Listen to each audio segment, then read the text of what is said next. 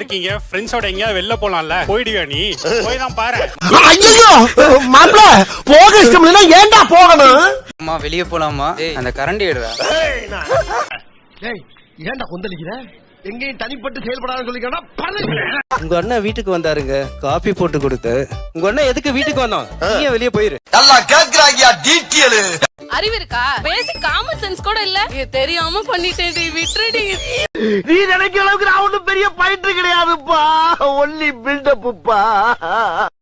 நல்லா ஜாலியா தானே பேசிட்டு இருந்தீங்க, டக்குனு மூடு மாறுது. அந்த முகத்தை க்ளோஸ் அப்ல பாக்கும்போது முந்தா நேத்து அவர் என்கிட்ட என்ன பண்ணாரு, ஃப்ரெண்ட்ஸோட போன வாரம் போன டூர், இதெல்லாம் என் மைண்ட்ல ஓடிக்கிட்டே இருக்கு. உன்ன அவனுக்கு திட்டுற மூடு இல்லையா? அப்படி இருந்தே அப்படி திட்டுறான். இன்னும் திட்டுற மூட்ல இருந்தான்னு வச்சுக்க, கழுவி ஊத்தி இருப்பான். இப்ப இந்த ஃபைல க்ளோஸ் பண்ணனும்னா என்ன செஞ்சா அந்த ஃபைல் ஒரு ட்ரிப் கூட்டிட்டு போணும். கேவலம் ஒரு முறுக்கு காய் இவ்வளவு பெரிய சேசிங்க. இப்ப மூணாவது க்ளோஸ் ஆகாத ஃபைல் எவ்வளவு இருக்கும் ரஃபா? 100-200 கேஸ் இருக்கும். தம்பி ஒவ்வொரு ஃபைலா நீங்க க்ளோஸ் பண்ணி முடிச்சிட்டு 2097 நீயே எனக்கு வாங்க.